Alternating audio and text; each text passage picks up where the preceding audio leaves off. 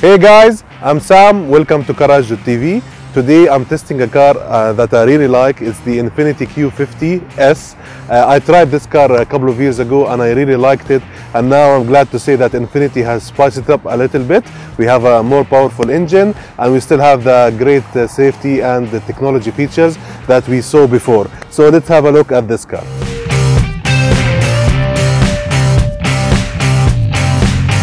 This edition of the Q50S is the Red Sport 400, and 400 refers to the number of horsepower that this engine produces. The engine we have is a 3.0 liter V6 twin turbo engine.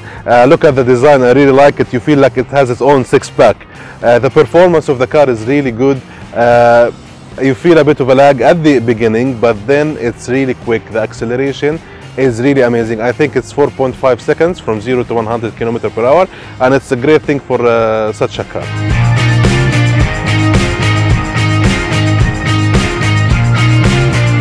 How can you tell the grades of the Q50S? You look at the color of the S here. If it's red, then you have the Red Sport 400 with a 400 horsepower engine. If it's silver, it's the Sport grade and it has 300 horsepower. And if it's blue, it's the hybrid. As for the boot, I think the space is really good for this car. Of course, you can open the tailgate using this button here or using the remote. And as you can see, you have a space to load many things in.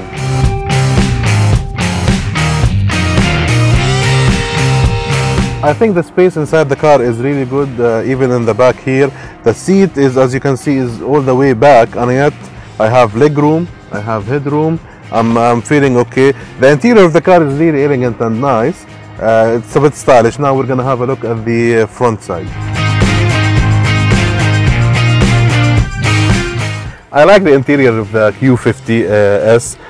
All in all, I think it's stylish and nice. You have leather seats, you have 4 cup holders, and you have shift buttons here. You have few buttons on the steering wheel to control a few things. I think there should be more compartments, especially for the phone. I mean, there is no place to put your phone in unless you're gonna put it in one of the cup holders, and that's not really practical. You have sunroof, which is really good, but in the middle here you have 2 touch screens. One of them is for the sat nav, the other is to control your entertainment, your phone, your settings. I really like them. I think the resolution is really good and the functionality is really good as well. But there are a few things that I think that can be improved. I'll talk about them a little bit later.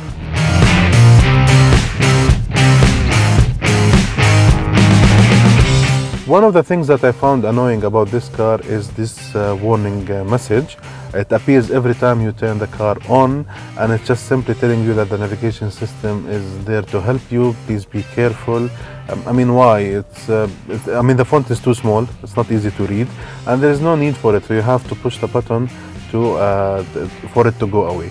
Now, the other thing I would like to talk about is the cameras. Of course, they are really nice, really useful. You have the top view. You can see where you're going, and I think it's really useful. However, it will disappear the moment you disengage reverse, so as you can see. But if you're still trying to park, this is not really helpful. You have to go push the button to see where you're going. So if you have like small obstacles here and there, I think they should leave it there for a couple of more seconds until either you are parked completely or you just driven away. The entertainment system in this car is really good. I mean, you have Bose system, which gives you good quality. You have different sources. You can play from auxiliary, from USB, from the CD and memory card. I think it's really good. However, for the iPod, the connectivity wasn't really smooth, and sometimes it worked, sometimes it didn't, and even last night it stopped working completely.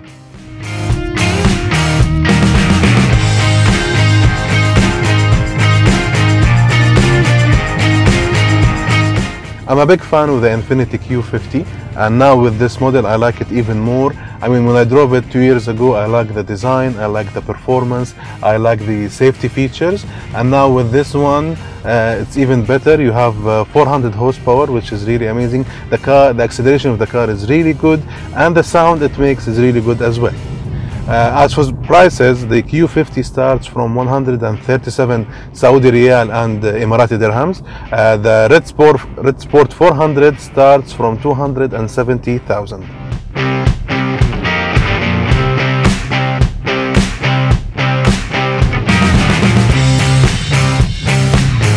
When this car was launched a couple of years ago, it was the first car to have the steer-by-wire technology. It was a new thing, but it was an introduction to the autonomous driving, if you think about it. Now this car has all these features to stay in one lane. You have, for example, you have the adaptive cruise control, so the car will adjust according to the car in front of you, and if you try it, it will actually stop if the car in front of you stopped, and it will go again. And I tried it myself and it worked.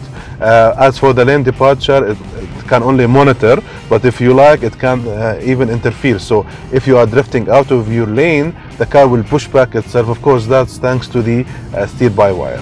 I drove yesterday from Dubai to Abu Dhabi, and I tried these features, and I think it works. I can't say it works, but I didn't really like it. I mean, I like to be involved. It's good to have them to support you as a driver, but they will not replace you. All in all, I think I've seen a bit of the technology of the future, but I didn't really like it.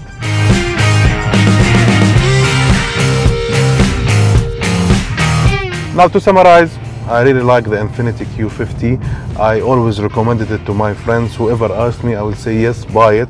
It's a great car, it looks nice, it has a lot of features. And now with this new engine, I strongly recommend it.